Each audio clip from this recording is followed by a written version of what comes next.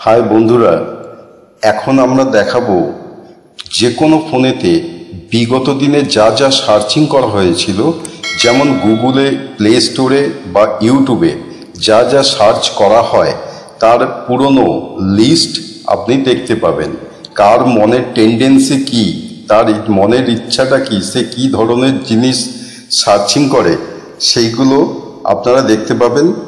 এইটা দেখার জন্য আপনাকে প্রথমে গুগলে যেতে হবে। গুগলে গিয়ে উপরের ডান দিকের গোল আইকনটায় টাচ করুন, তারপরে গুগল অ্যাকাউন্ট বাটনটায় টাচ করুন। এখানে গিয়ে ডাটা প্রাইভেসি অপশানে যান, তারপরে নিচের দিকে আসুন।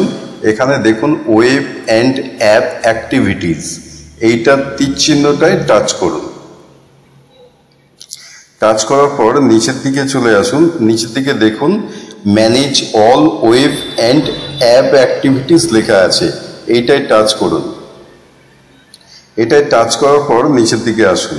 এখানে জুলাই 20 তারিখের আগে যেখানে যেখানে যা যা সার্চিং করা হয়েছে সেই পুরো লিস্ট এখান থেকে দেখতে পাওয়া যাবে। কে কি সার্চিং করে সেটা এখান থেকে বহু পুরনো জিনিস এখান থেকে দেখা যাবে, পুরনো ডেট টাইম অনুযায়ী এইসব জিনিসগুলো এখান থেকে দেখতে পাবেন।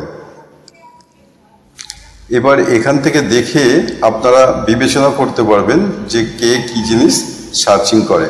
আপনাদের এই পর্যন্তই এটা দেখানোর বিষয় ছিল। আপনারা প্রয়োজন থাকলে এটা দেখতে পারেন। ভিডিওটা ভালো লাগলে আমাদের চ্যানেলটিকে একটি সাবস্ক্রাইব, লাইক এবং শেয়ার করবেন। নমস্কার।